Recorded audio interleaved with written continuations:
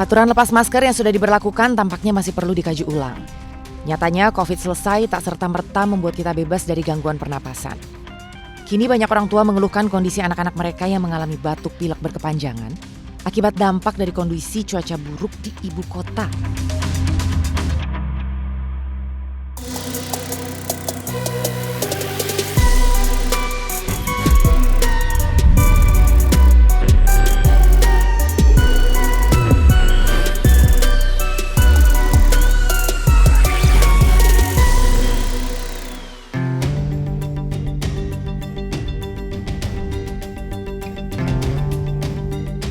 Gak bisa dianggap sepele. Kondisi udara di ibu kota sekarang ini benar-benar harus jadi perhatian kita bersama. Betul bahwa pemerintah sudah membebaskan kita dari penggunaan masker saat beraktivitas, tapi tetap perhatikan kesehatan masih jadi anjuran loh. Tandanya kita yang harus peduli dengan kesehatan kita sendiri. Ditambah lagi BMKG, Kementerian Lingkungan Hidup dan Kehutanan sudah menyampaikan bahwa kualitas udara di Jakarta memburuk. Bahkan Menteri Lingkungan Hidup Siti Nurbaya pun bungkam usai dipanggil Presiden Joko Widodo ke istana. Usut punya usut, Presiden Jokowi membahas kondisi udara Jakarta yang sudah masuk ke kategori berbahaya. Berbeda dengan Menteri Lingkungan Hidup, penjabat Gubernur DKI Jakarta Heru Budi berencana untuk mempercepat perubahan ke kendaraan listrik bagi transportasi umum di Jakarta dan pejabat di lingkungan Pemprov DKI. Kita semua yang menanam pohon, di sisi lain mengurangi emisi itu dengan misalnya uji emisi kendaraan dan tentunya peralihan bahan bakar ke kendaraan alternatif. Data IQ Earth yang terbaru menunjukkan posisi Jakarta sebagai kota peringkat 1 di dunia dengan tingkat polusi udaranya, yang artinya kota tertinggi di Asia yang udaranya kotor. My God. Emang bener sih dibilang buruk karena akhir-akhir ini tuh sangat panas banget. Pakai AC pun tetap panas, cuacanya bener-bener mengeluarkan keringet ya. Pokoknya panas deh, polusi banget. Kalau untuk di pagi hari saya rasa sih 11-12 sama cuaca di Bogor. Cuma untuk siang sepertinya agak berbeda di Jakarta dengan di Bogor. Berbedanya gimana, Mas? Berbeda mungkin dari segi polusi debunya lebih terasa.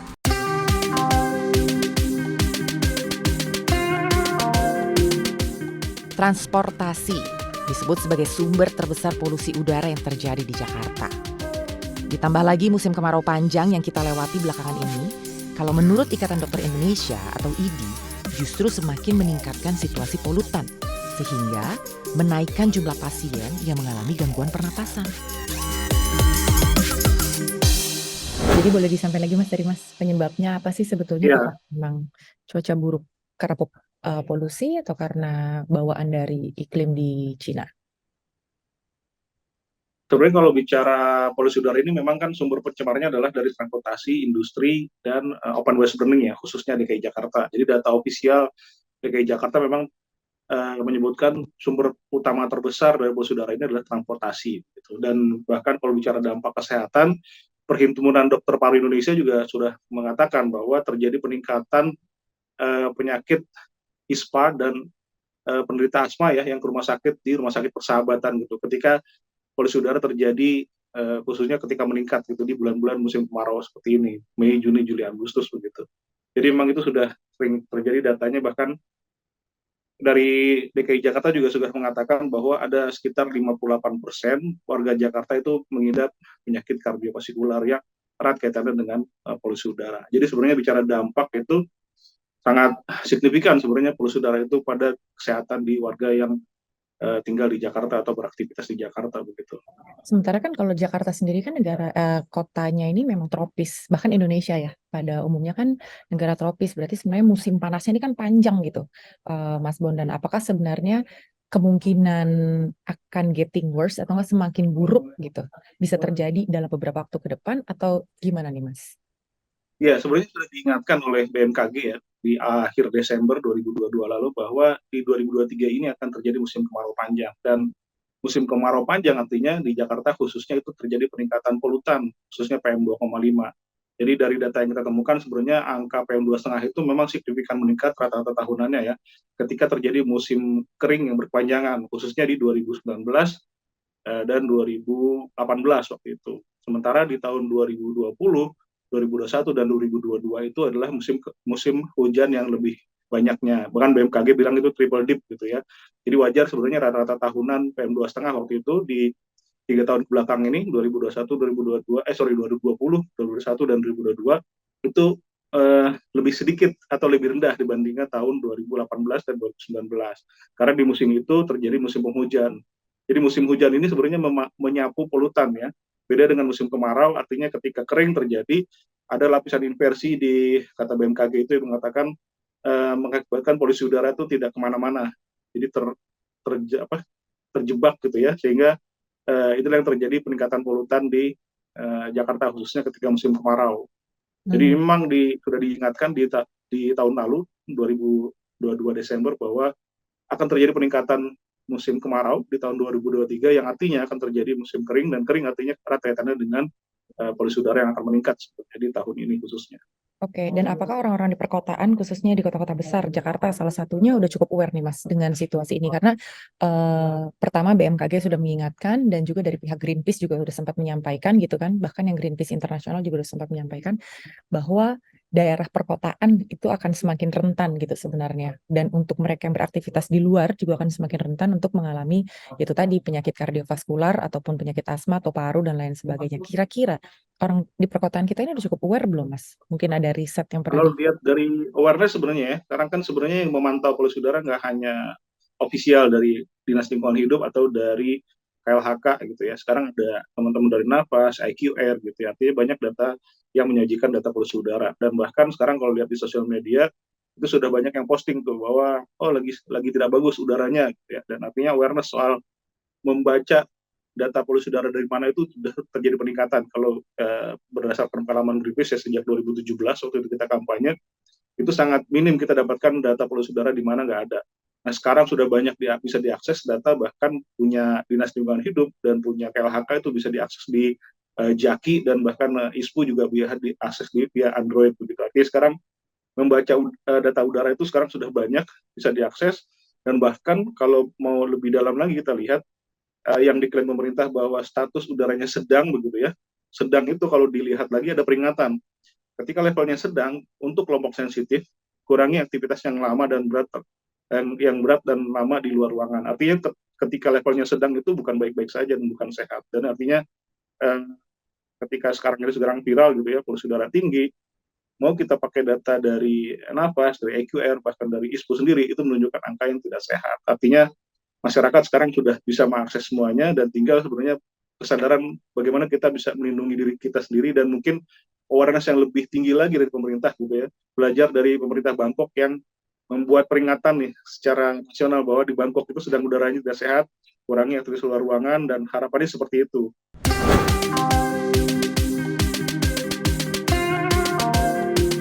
Ada beberapa catatan dari Bondan Andrianu, selaku juru kampanye iklim dan energi dari Greenpeace, yang sepertinya bisa diperhatikan oleh pemerintah agar masyarakat dapat melakukan tindakan preventif melindungi diri dari paparan polusi udara.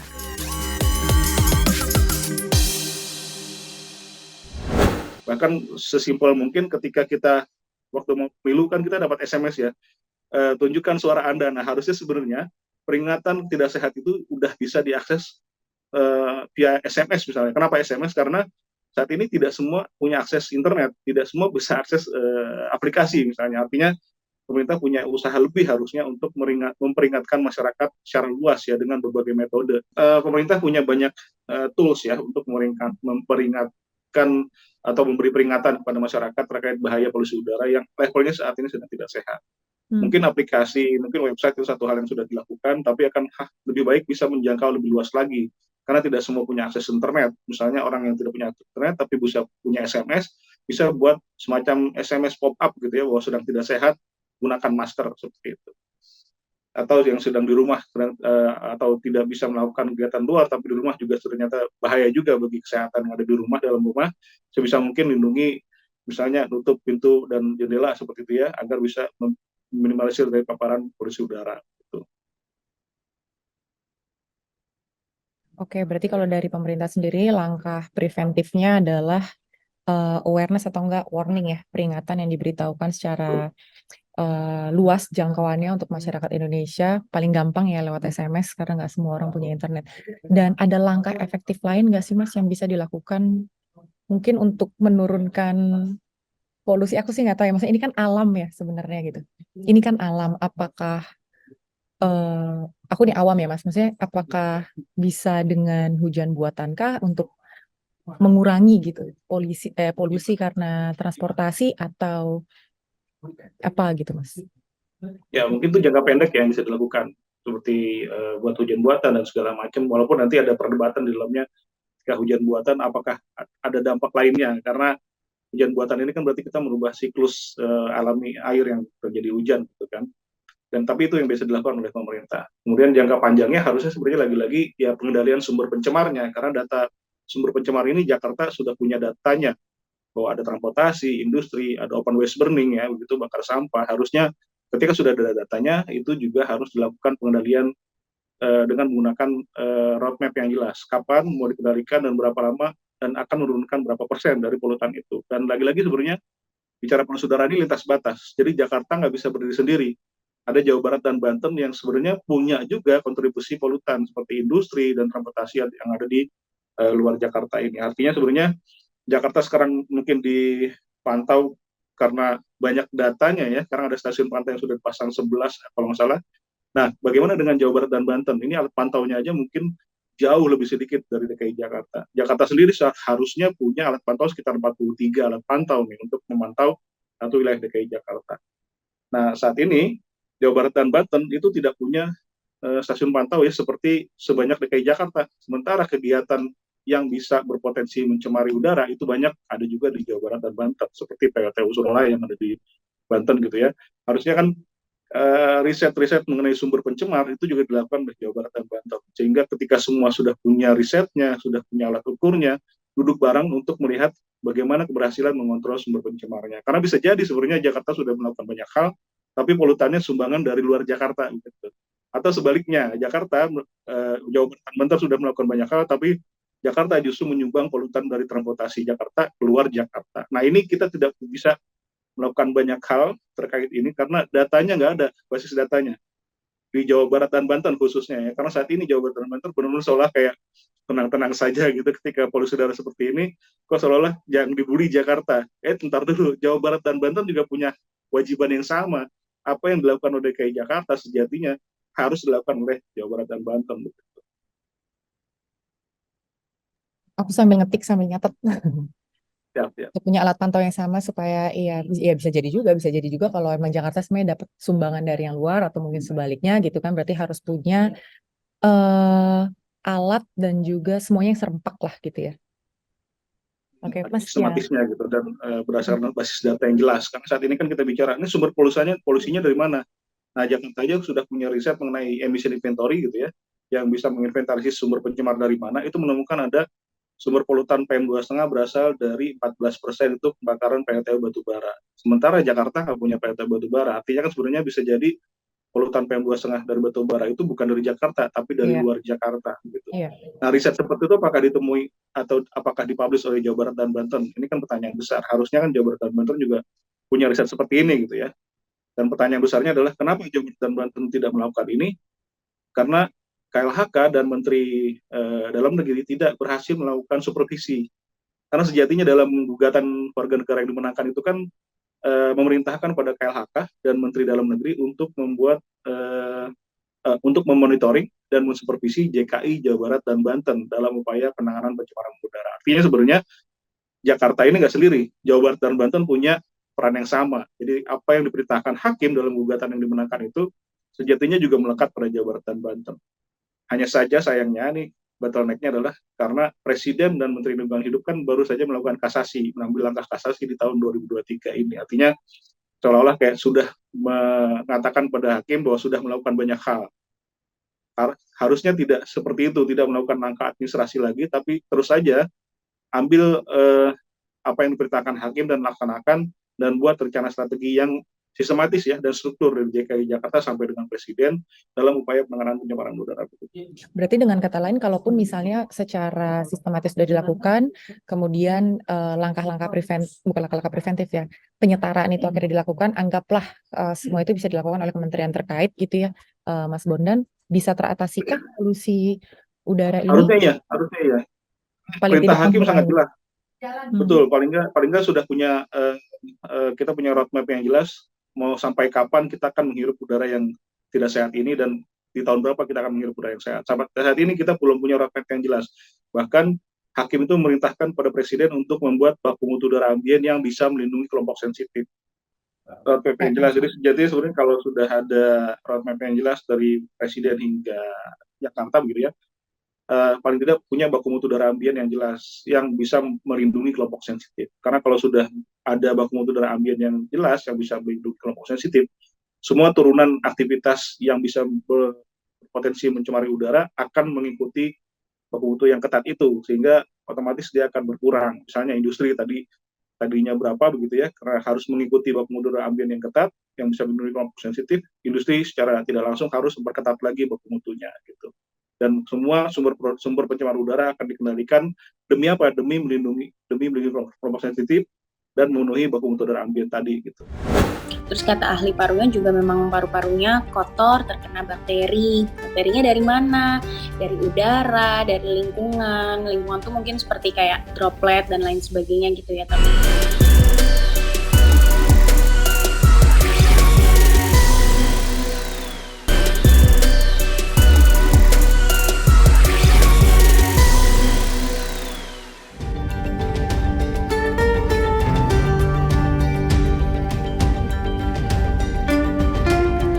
Salah seorang ibu menceritakan pengalamannya di Inside Story with Anggi mengenai bagaimana pengalamannya saat itu waktu tahu anaknya batuk berkepanjangan karena polusi udara. Mbak Pia kemarin katanya sempat sakit ya, anaknya kena dampak dari cuaca ekstrim. Bisa diceritain nggak Mbak? iya betul. Berapa anaknya umur berapa, terus sakitnya apa?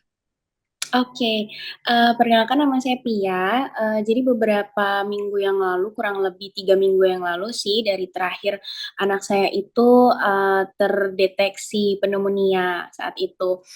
Jadi dia beberapa hari tuh udah batuk, sebenarnya batuknya udah ada kurang lebih kayak 1 bulan sih, 1 bulan tuh dia udah batuk, tapi kayak timbul tenggelam gitu. Terus lately, sekitar 4 harian lah, 4 harian belakangan tuh batuknya kayak nggak nyampe 30 menit sekali gitu. Jadi bener-bener batuk dari pagi mata melek sampai dia tidur gitu. Terus akhirnya bawa ke dokter anaknya dia di salah satu rumah sakit terdekat lah di sini gitu, dekat rumah. Terus langsung dibilangnya kalau anak saya itu nafasnya itu normalnya seusianya, anak saya namanya Langit, usianya saat ini 28 bulan. Usia 28 bulan itu atau 2 tahunan lah ya, itu seharusnya 40 kali per menit gitu, tapi Langit pada saat itu 46 kali per menit. Dan nafas seperti itu dia udah termasuk kondisi sesak atau ada retraksi lah di dalam tubuhnya dia di sekitar dadanya gitu. Jadi dibilangnya, "Bu, ini anaknya udah kena pneumonia gitu, saat ini harus langsung di rawat inap," gitu. Rawat inap pada saat itu treatmentnya nebu, terus ada anti radang juga, antibiotik, terus ada chest terapi juga gitu. Terus saya nggak pada saat dideteksi lah pneumonia, saya tanya dulu dong kenapa gitu. Kemudian dokternya langsung saat itu bilang, "Ini kondisi udara memang lagi buruk banget Bu, lagi nggak baik gitu. Memang anak-anak banyak banget yang terkena pneumonia," katanya gitu. Jadi pada saat saya langsung mengurus persyaratan dan lain sebagainya untuk rawat inap, rumah sakitnya tuh penuh, Mbak, penuh karena anak-anak yang lain juga pada kena, ada batuk lah, ada pilek lah, ada pneumonia, ada infeksi paru-paru dan lain sebagainya gitu.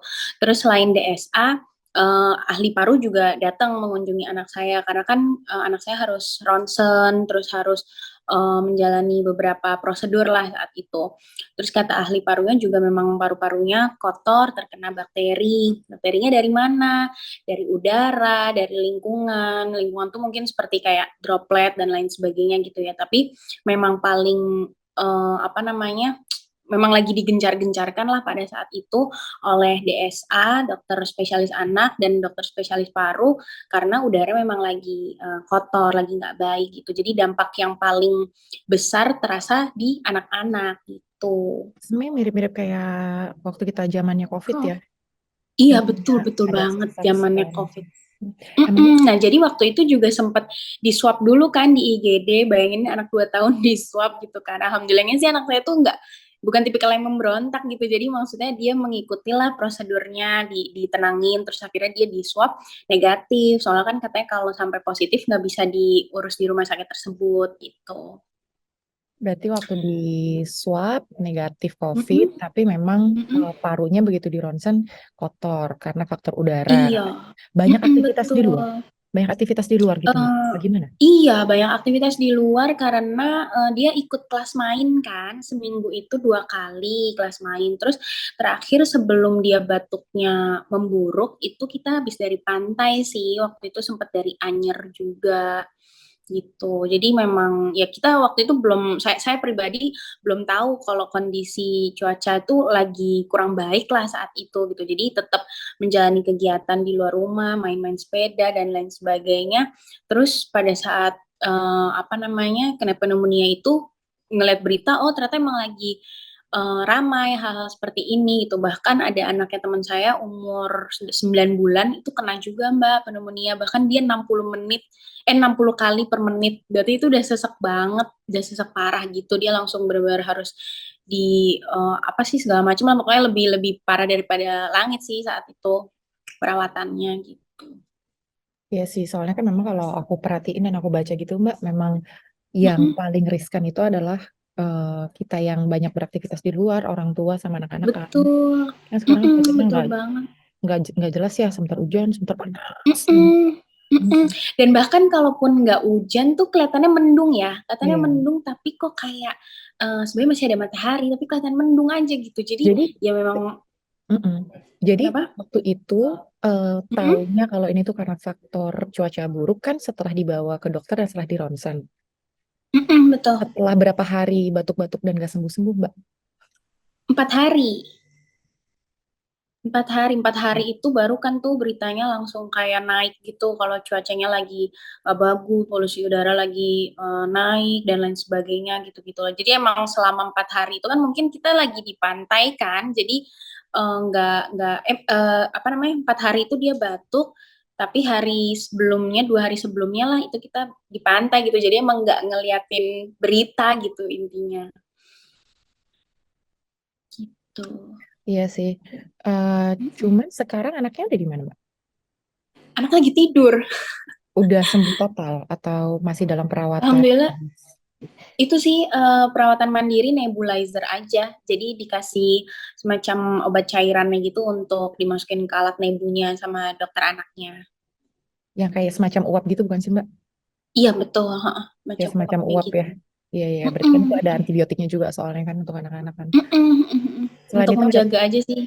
iya, selain itu ada ini lagi nggak, Mbak? Kalau dari Mbak Pia sendiri gitu, sama si kecil misalnya, udah deh Mm-mm. keluar kamar aja pokoknya tetap harus pakai masker atau misalnya udah Oh disemprot-semprot iya, tangan atau gimana tuh? jelas Mbak, jelas. Jadi kan sebenarnya agak membingungkan juga ya, karena kan kita itu udah dinyatakan bebas dari penggunaan masker ya. COVID-nya katanya udah menurun lah dan lain sebagainya gitu. Tapi sampai detik ini sih saya pribadi dan keluarga belum berani untuk lepas masker, terlebih terakhir kasusnya Langit kan masih dengan pneumonia, misalnya menyerang pernafasan. Itu kan kayak 11-12 ya sama dengan COVID yang kemarin lah gitu. Jadi dia tuh sekarang kayak main sepeda keluar rumah aja saya pakein masker gitu, dan alhamdulillahnya saya emang anaknya dari kecil terbiasa pakai face shield, terbiasa pakai masker gitu, jadi dia juga anteng pakai masker. Tapi kan kasihan ya, maksudnya kayak ngelihat anak kecil harus terengkep pakai masker, kita aja kadang orang dewasa gerah ya kan, apalagi anak kecil gitu sih. Tapi jadi sekarang mau lagi kegiatan sekolah di luar ruangan pakai masker, jalan-jalan lagi lihat binatang, zoo dan lain sebagainya gitu, tetap saya pakai masker gitu sih. Mm-mm. Iya. Apalagi Mbak sebenarnya dampaknya tuh nggak ke anak saya doang. Jadi pada saat anak saya dirawat, saya juga kena asma Mbak. gitu. Jadi asmanya itu sebenarnya saya udah sembuh dari zaman kecil lah gitu, tapi kambuh lagi. Nah, saya ke spesialis paru juga, tapi bukan yang menangani anak-anak, spesialis paru, dan memang dikatakan, "Iya nih lagi udaranya emang lagi kotor banget ya Bu cuacanya, ya mungkin Ibu kecapean juga, stres dan lain sebagainya," gitu. Tapi memang faktor utamanya banyak menyerang, sistem pernafasan tuh karena dari kondisi kita yang saat ini memang lagi nggak baik-baik aja sih, gitu. Berarti sebenarnya memang meskipun udah dinyatakan bebas penggunaan masker, bebas COVID, Mhm. tapi memang nggak bisa langsung main lepas total ya Mbak, kalau dilihat dari cuaca kayak gini, Betul. jadi Iya, hati-hati. betul banget sih. Iya. Betul banget. Karena kan orang jadi lebih rentan juga ya terserang batuk, terus nanti pada saat dia batuk, nyebar juga ke anak-anak atau ke teman-teman yang lainnya gitu sih. Jadi emang lagi serba salah. Tetep aja sih menurut saya tetap harus dipakai maskernya. Iya sih bener. Berarti kalau dari Mbak Pia sendiri selain mandiri, terus juga jadi semakin Mhm. kembali ketat lagi untuk protokol kesehatannya, Betul. Mhm. ada pantangan nggak Mbak untuk kegiatan? Karena kan sekarang nih lagi liburan anak sekolah ya. Ya mungkin Mhm kalau mhm mhm. langit nggak terlalu gimana banget gitu kan ya, karena kan masih umur 2 tahun. Mhm. Jadi kan ya Mhm lagi mhm. momennya kan biasanya pada pengen jalan-jalan liburan, Betul. apa segala Mhm macam. Nah mhm. itu jadi harus ditunda atau gimana gitu nggak Mbak? Mhm. Kalau menurut saya pribadi sih pantangan sebenarnya nggak ada ya, tapi lebih diprotek aja sih. Soalnya sekarang anak-anak tuh nggak bisa dikategorikan lah usia mungkin under 2 tahun atau mungkin lebih dari 2 tahun, itu kayak bisa kena aja gitu, 5 tahun bisa kena, 6 tahun bisa kena gitu, namanya juga anak-anak, bahkan orang dewasa tuh juga bisa kena gitu. Jadi gimana sih kita caranya untuk memproteknya, yaitu pertama kita tetap pakai masker, terus jangan, apa namanya, mungkin bagi kalangan yang merokok bisa cari tempat, jauh lah dari anak-anak gitu ya. Jadi jangan merokok dekat anak-anak, terus kitanya juga jangan buang sampah sembarangan gitu. Karena menurut saya buang sampah sembarangan terus sampah numpuk tuh juga bikin polusi ini ya, apa namanya, ya ngaruh lah pasti ke udara. Gimana sih sampah itu menguap, terus nanti masuk ke dalam udara, nyampur dan lain sebagainya, terus terhirup kan juga nggak enak, nggak sehat gitu loh. Gitu, jadi kalau untuk pantangan nggak ada sih, cuman lebih proteksi secara pribadi aja kita gimana gitu. Higienis juga ya. Betul betul banget, harus higienis. Lebih higienis, iya. Tapi kalau makan Mhm. semuanya lancar si kecil. Alhamdulillah sih, heeh. Dia oke sih, malah pada saat dirawat di rumah sakit tuh dia naik berat badannya. Mungkin karena makanannya enak-enak kali. Jarang-jarang anak kecil mau makanan enak ya sebenarnya. Iya, makanya. Iya, iya, iya. Berarti ini Gitu. sekarang masih perawatan mandiri. Udah berapa hari keluar dari rumah sakit, Mbak? Di rumah sakit waktu itu 5 hari, Ini udah perawatan mandirinya. berarti Kenapa? berarti udah keluar dari rumah sakit itu dari kapan? Udah ada seminggu. Udah ada seminggu. Kalau kata dokter Seminggu ini, lebih. kalau kata dokter selain mandiri nih, Mbak, maksudnya rentannya tuh dan yang harus dijaga tuh dalam kurun waktu berapa lama? Misalnya kan kadang-kadang ada pantangan tuh dari dokter, Ibu selama mandiri dan Mhm. nanti setelah selesai Mhm. perawatan mandiri sampai 2 minggu misalnya anak Ibu jangan kesini dulu atau jangan terlalu capek atau apa gitu atau gimana? Oh, Lihat dari 4 hari sih waktu itu. Jadi dari keluar rumah sakit hari Jumat, terus, harus kontrol lagi hari Selasa, terus itu disuruh masuk sekolahnya lagi, maksudnya kelas mainnya lagi tuh hari Kamis. Jadi selama Sabtu, Minggu, Senin, sampai dengan Kamis itu harus di rumah, sampai Rabu lah, itu harus di rumah gitu. Iya, paling nggak istirahat dulu lah sampai bener-bener healing. Betul. Kemudian Mhm. kalau pelajaran masih bisa dikejar tuh kalau Iya. udah sakit. Iya. Iya, kalau sakit tuh udah kasihan sih soalnya Iya, anak-anak. daya tahan tubuhnya Bener. nggak sekuat kita kan. Iya, apalagi waktu itu aku juga sempet Covid sih gitu, jadi dijelasin sama dokternya, ibaratnya orang udah Covid tuh imunnya jadi lebih rendah, terus ini kena lagi pneumonia, jadinya dia makin turun lagi gitu. Jadi bener-bener harus dipulihin tuh imunnya, yaitu dengan tadi istirahat, terus, perawatan Vitamin, mandiri, konsumsi makanan-makanan yang ya sehat buah-buah lah, tuh. yang enak bergizi, betul betul gitu sih. Buah-buah, air putih, sayur tuh suka nggak suka tapi mau gimana dong? Iya, Kasih madu bener banget. buat imun Kasih tubuh. madu, Madu kasih madu anakku. Alhamdulillah sih dia juga kayak sayur kooperatif ya. sama buah air putih tuh oke gitu. Makannya banyak juga sih, soalnya cowok kali ya. Ispa itu kan infeksi saluran pernapasan bagian atas.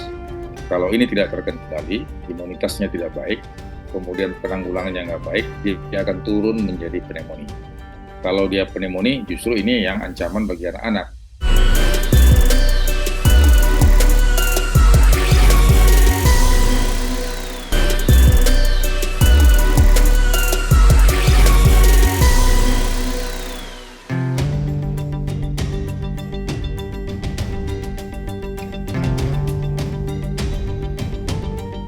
Setiap hari kita pasti ada aja berada di luar ruangan, yang artinya memang nggak bisa dihindari udara yang tercemar ini pasti kita hirup.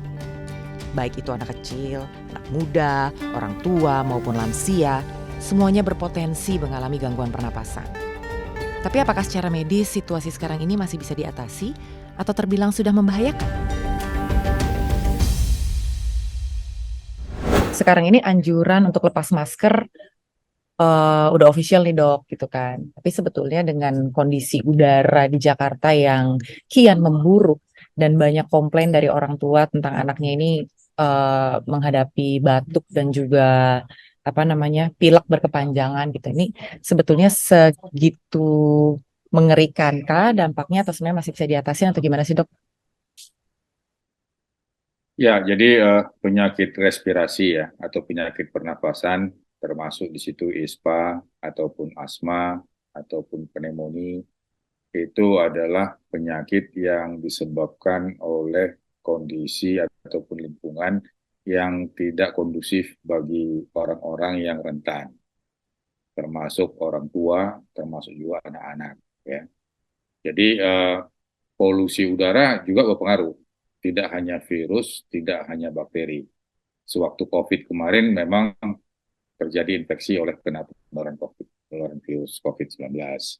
Nah, bisa juga oleh karena bakteri, ya, dengan infeksi saluran pernapasan atas, terjadi bronkopneumonia, itu juga mengakibatkan terjadi gangguan ISPA dan gangguan infeksi napas lainnya. Tapi lingkungan, environment, ini sangat berpengaruh. Jadi polusi udara misalnya, atau lingkungan yang kumuh misalnya, ini juga sangat berpengaruh. Nah, khusus untuk Jakarta, bahwa Jakarta ini dilaporkan angka skornya itu cukup tinggi ya. Jadi kalau dilihat di angka laporan Air Index Quality, angka polusi kita itu termasuk di antara 10 kota terbesar yang terjadi perburukan oleh karena polusi. Nah, ini juga mengakibatkan prevalensi infeksi itu di saluran napas meningkat.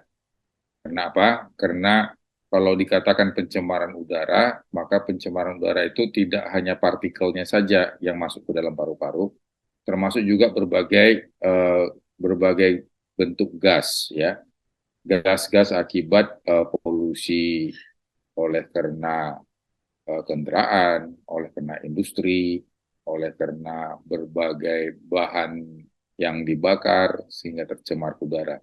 Ini semua mengakibatkan terjadinya infeksi.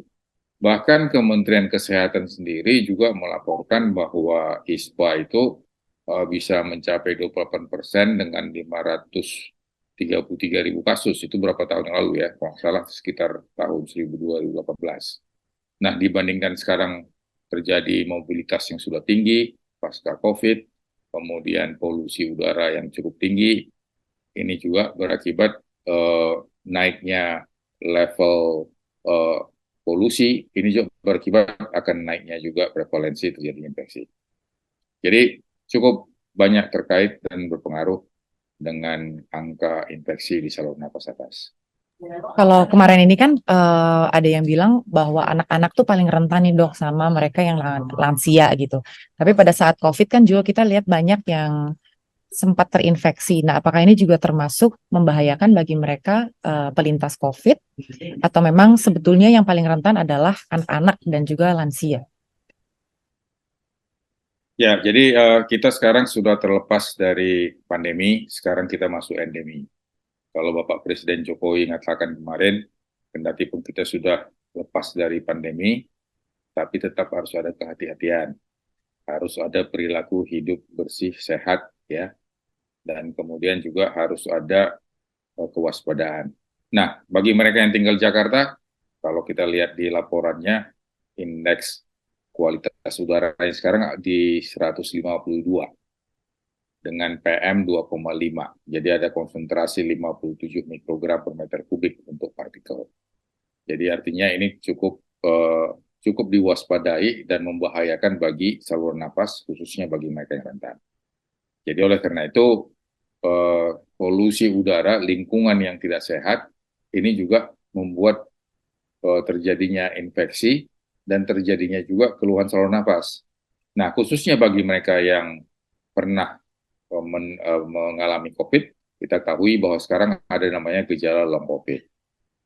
Dengan gejala long COVID itu dia merasa batuk, merasa sesak, ini juga berpengaruh. Sehingga salah satu cara dalam rangka mengatasi supaya gejala sesak napas, gejala batuk ini tidak dominan, tentu di samping kita harus mempertahankan kualitas udara di sekitar kita harus baik, kita juga harus meningkatkan imunitas.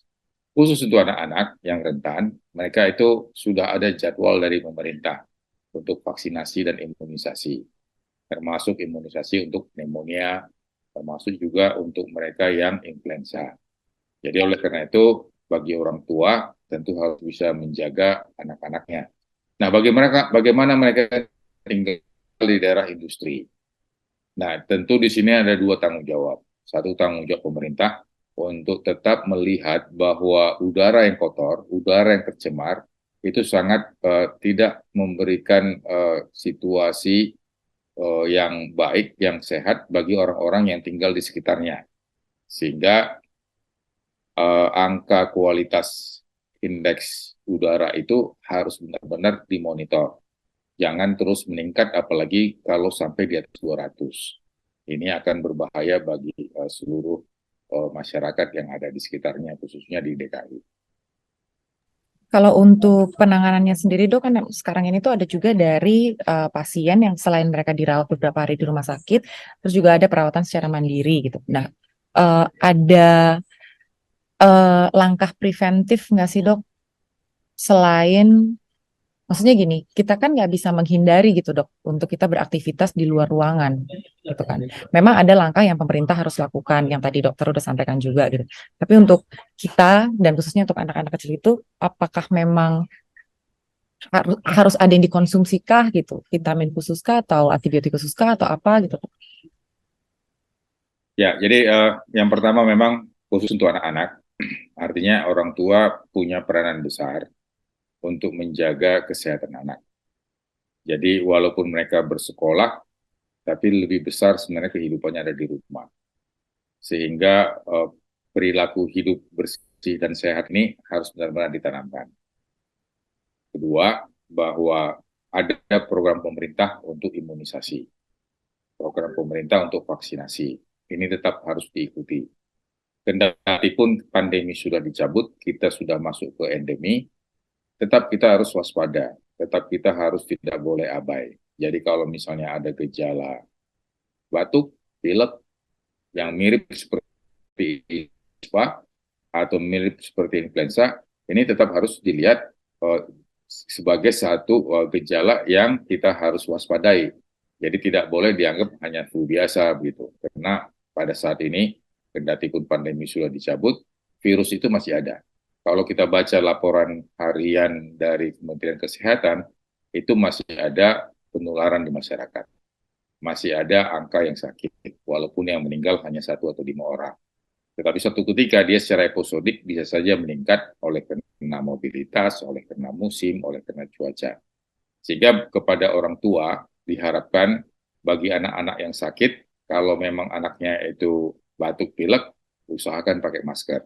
Walaupun pemerintah sekarang tidak memerintahkan lagi pakai masker, tapi untuk menjaga keselamatan, untuk menjaga supaya tidak terjadi komplikasi, masker tetap aja menjadi salah satu cara untuk meningkatkan supaya tidak rentan untuk terjadinya infeksi.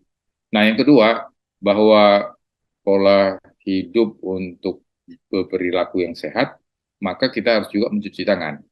Jadi mencuci tangan ini harus dibiasakan, khususnya untuk anak-anak yang sekolah. Sebelum masuk kelas, pulang kelas, atau masuk ke rumah, sebelum keluar rumah, cuci tangan ini sudah harus menjadi bagian dari perilaku sehari-hari. Jadi lebih kepada preventif, promotif yang harus disampaikan. Nah, bila mana sakit tidak sembuh-sembuh, supaya dibawa ke puskesmas ataupun dibawa ke rumah sakit yang terdekat. Pemerintah melalui puskesmas masih tetap menerima, melayani semua mereka yang sakit. Kendati pandemi dicabut, bukan berarti pelayanan kesehatan di puskesmas ataupun di RSUD ataupun rumah sakit lainnya turun.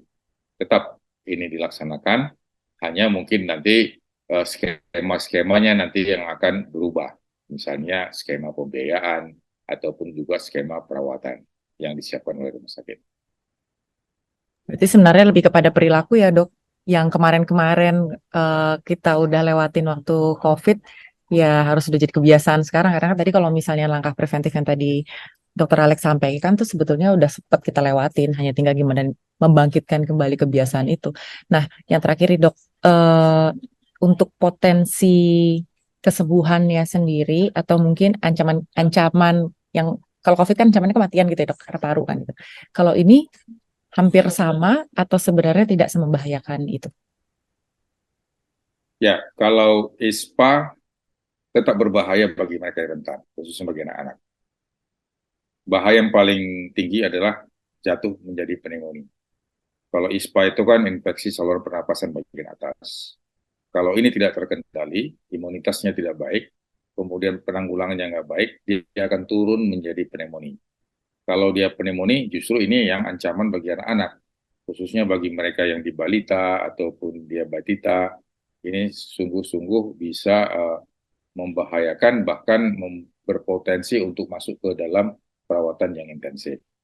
Sehingga untuk itu kepada orang tua, jangan menganggap bahwa seluruh penyakit dengan gejala saluran napas dianggap sebagai masuk angin ataupun sebagai flu. Sehingga perhatian dari orang tua akhirnya tidak terlalu tinggi. Jadi tetap aja harus dilihat bahwa apalagi kalau cuping hidungnya sudah tinggi berarti pasiennya sudah sesak napas. Nah, saturasi juga punya peranan penting bahwa kita di rumah sudah punya alat untuk memeriksa saturasi. Ini juga bisa diperiksakan. Manakala saturasinya turun dari 95 ke 94, maka sudah terjadi radang di paru. Jadi pada masa kini sekarang alat saturasi, alat ukur suhu, temperatur, bahkan tensimeter itu sudah tersedia di rumah masing-masing dan ini bisa digunakan.